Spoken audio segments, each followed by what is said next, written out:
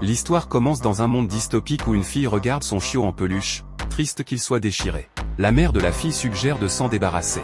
Bien qu'ils viennent de l'acheter, elle pense que le recoudre rendrait le jouet laid. Ils sont riches. Ainsi, la mère n'a aucun problème à acheter un autre jouet.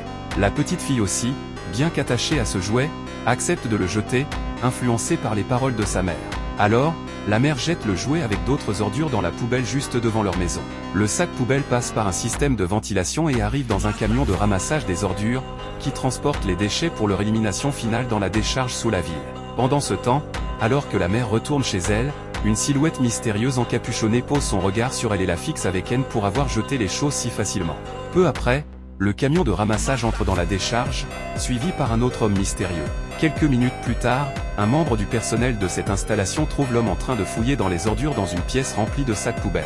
Soupçonneux, le garde pointe son arme sur l'homme, exigeant de savoir qui il est et quel est son but ici. Le garde mentionne qu'il y a eu un rapport récent sur un voleur d'ordures qui ternit la beauté de la ville en déplaçant les déchets à l'extérieur. Soupçonnant que l'homme est ce voleur, le garde déclenche l'alarme d'urgence et, en quelques secondes, 2 autres membres du personnel arrivent pour appréhender l'homme. L'homme jette des ordures sur les gardes, les prenant par surprise, sans jeu de mots, et s'échappe de la pièce par les conduits. Mais alors qu'il est sur le point de sortir par la porte arrière, celle-ci se ferme sur lui, donnant aux gardes l'opportunité de tirer. L'homme active un pouvoir caché, augmentant sa vitesse, lui permettant d'esquiver les balles comme un ninja. Il est effleuré par une balle, mais parvient finalement à s'échapper par le système d'égout. Une fois les choses calmées, il sort dans une rue vide et parle enfin, affirmant qu'il n'est pas un voleur et qu'il a fait tout cela pour récupérer des choses qui ne méritaient pas d'être jetées, y compris le chiot en peluche.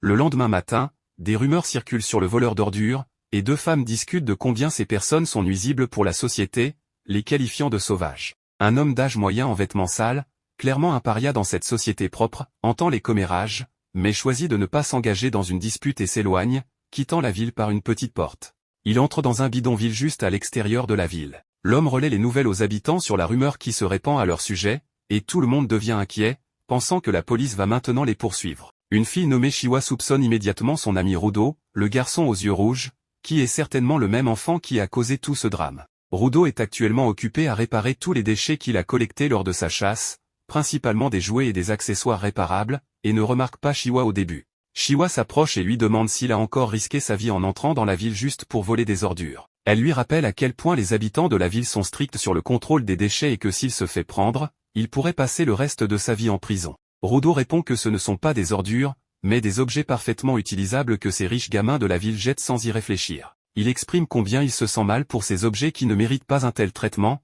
et c'est pourquoi il les a ramenés ici,